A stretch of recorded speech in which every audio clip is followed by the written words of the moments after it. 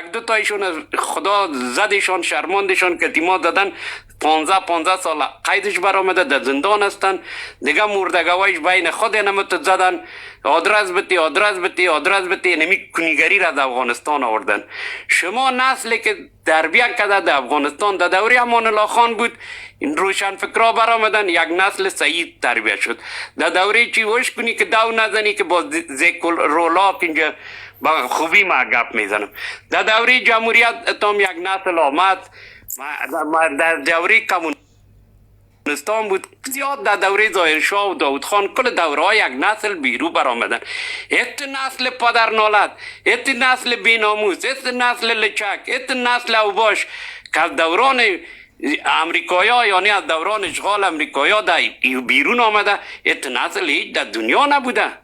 تو برو کسایی که در دوره 90 بعد از سقوط دکتر نجیب آمده تو برو فامیلای دوره ببین 30 سال از چه قسم در آلمان زندگی میکنن، اولادای خود چه قسم پرورش دادن. شبکه‌های اجتماعی سابق نبود، مقالاتشان در سایت ها بخوانین، در سایت های اینترنتی که چی کردن. شما از روز که آمدین یکیت خود افغان ساختین، یکی تاجک ساختین، یکیت مداری خود ساختین، یکیتان کلبی. از دین اسلام هم شما این همی زنک همی ملاهای تگین زنک داره دو نشن لایفایی که سیاسی بودم شما آمدین گفتان کشیدین لایفایی که ناظری میره برای تفریح چند خنده میکنه تو آمدی گپ ناک میکشی تو چی کاره؟ توی چا باش خاندان تگیم اولاد مردگه و چا باش پایان برو کیرم در نسل اولاد بیناموز ما اینجا که گپ میزنیم چا باش خاند اگه نیما میرم کیرم در کس مادرت که تی لایف بر لچکای لا میتم کس مادر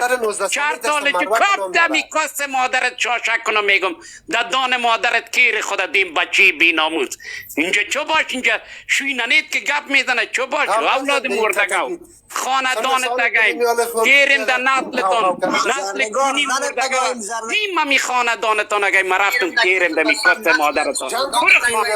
زندگانم بسته خاندانت کس کنم بچه بینامون برای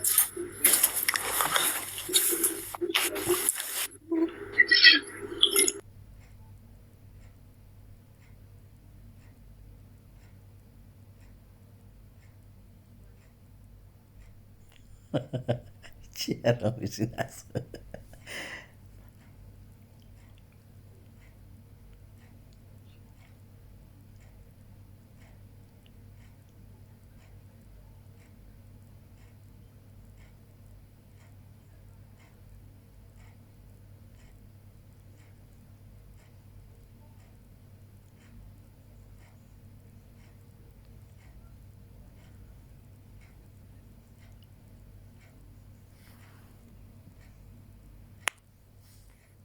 بله این نسل لندغر و نسل پاچقه و نسل دنبوره و نسل رقصنده و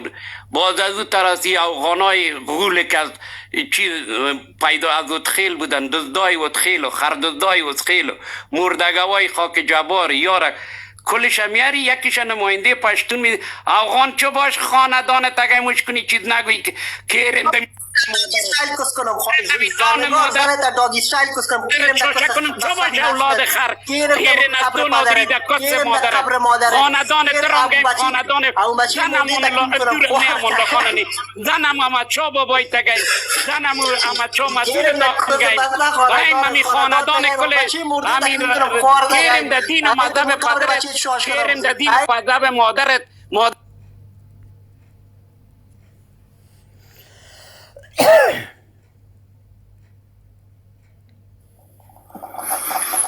لحظات خواستیم صحبت‌های یک تن از استادان پوانتون یا دانشگاه افغانستان که در بیشترین لایوهای دی از انسانها که بالاتر از 700-800 بیننده داره ایشان به نام استاد زرنگار خطاب می شوند. زرنگار تو در سن نیستی که از تو آن تن بته تو فعلا در سن قرار داری زرنگار که دختران نوباوه نارپستان اکساندر هاست زرنگار دختران نوباوه نارپستان جوان سخت اندامت آماده ازدواج با الکساندرها هستند. شما به مثابه خسر چندین الکساندر در غرب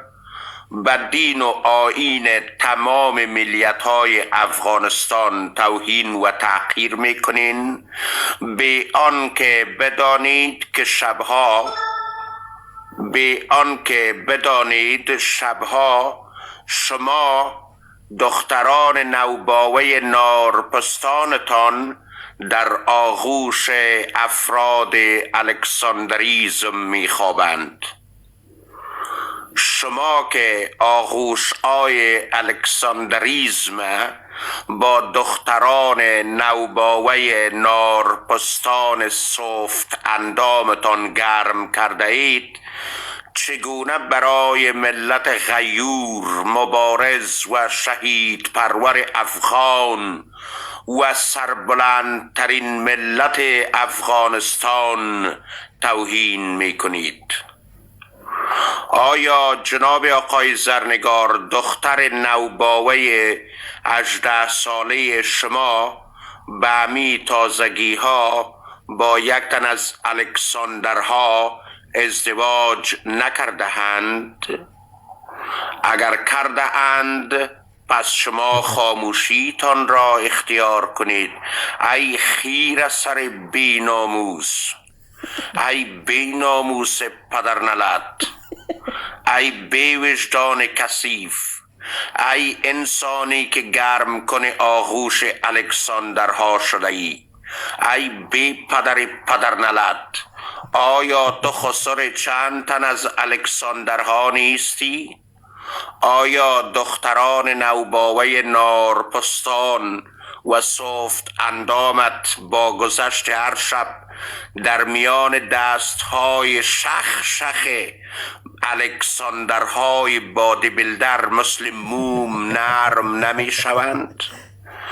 آیا نوباوگان نارپستانت از کمر الکساندرها آبستن اولادها نشده است؟ آیا تو پدرکلان اولادهای الکساندرها نیستی؟ آیا تو میزبان تداوم نسل الکساندریزم در اینجا نشده ای؟ آیا نارپستانهایت در دست بادی بیلدرهای همچون الکساندروف